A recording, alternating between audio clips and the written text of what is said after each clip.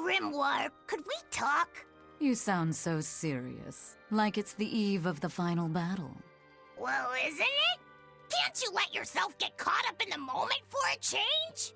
Getting caught up in the moment is for young, foolhardy lovers. So, what is it you want to talk about? I just figured I should drop by since, well, like I said, the final battle with Innominat is coming up and all. Ugh, you're talking like you're saying your last goodbyes. It's just that we're up against a lot. Even Miss Magilu doesn't know what the future holds for us, and she almost always has that stuff figured out. Whether she has it figured out or not, it is our lot in life to follow our vessels and fight to the very end. That's what I've always thought, so I just dealt with Miss Magilu's craziness up till now. But she's never thanked me for it. No, good job, Bienfu. No, I'm glad I'm your vessel. Not even something like, I'll introduce you to a cute girl when it's all over. It'd be nice to hear a little gratitude from her, even just once. Surely you know she's not the type to do that sort of thing, though, yes? That's all the more reason to want just one brief glimpse at who she is underneath. If you're so unhappy, it's not too late to switch back to the Abbey's side and become an informant again. What's the point in that? I don't know anything they'd want, and they wouldn't have any use for me there. So you lack confidence in your own abilities. Miss Magilu has let me come with her wherever she went, and her talents have gotten us this far. But now that we have to fight Innominat, I'm worried. I don't know what use I can be for her, or if I can keep her safe. But you'll still go, won't you? Yeah, of course. Or else my name isn't Norman Brave. See, you can do this. You've been keeping Magilu safe this whole time. With all the emotional pain she's been through, she's needed someone as thick-skinned and tenacious as you. She may talk like she doesn't care, but she wouldn't have tracked you down and renewed your pact if she didn't. When you put it like that, bien! All right, you've convinced me. That's right. You just trust in old Norman therapist's good advice. It won't steer you wrong. Wow, I'd have never expected you to actually make a joke like that, Grimoire. I just thought I'd get caught up in the moment like you wanted. Well, the suppression field is gone. And in its place, rampaging demons. We expected that. Thanks for everything. I only did what I felt like doing. Thanks for that. Let's go. We have a fight to finish with the Shepherd.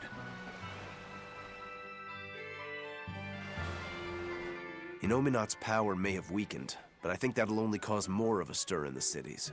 Without the Abbey's exorcists, the people will have a hard time quelling demons. Are you crying? I'm simply coming to terms with reality. I've learned to think for myself rather than let others do the thinking for me. It's painful and frightening, and comes with great responsibility. But this is who I am now. It's on me to own up, face my fears, and keep moving forward. You're a piece of work, but I don't mind having you around. Yes, I'm not weak like I used. No, you aren't. You don't have to bear the weight of the world alone, though. I understand that. I will do only what I can. You always say that, but then you end up overdoing it, right? If you push yourself to the limit and it's still not enough, there's no shame in relying on others. Rokuro, thank you so much. You realize you just thanked a demon, right? I'm aware of that. Ugh, I can't sleep. I think I'm going to head down to the beach and check things out. I'm with you. Some things just can't be avoided. You're going to look for that talking penguin, aren't you? What makes you say that? We're just going on a walk. A talking penguin? I didn't dream that up, right? No, that penguin was very real. Or rather, it seems to actually be a human named Jude. He said he came from another world. No matter how much we see, life is still full of mysteries, isn't it? He's got guts, I'll give him that. It'd be nice if we could help him somehow. He's kind to Penguins, too. If he was telling the truth, that would make him a castaway from another dimension. We seafarers always help out anyone who's adrift. Personally, I'm curious about this Mila girl, the Lord of Spirits. She might have a connection to the Four Empyreans, or even Inominat himself. Exactly. But I suppose anything's possible. Just in case, I'll keep everything Jude the Penguin told us in mind. Theodora. She must be that white-horned dragon, right? She must be. I don't see any other reason for Zavid to risk his life protecting a dragon. To be living with human children who have gone through such trauma, the risk of exposure to malevolence would have been high. And yet she was willing to help them, to take them in. It's no wonder Zavid wants to save her.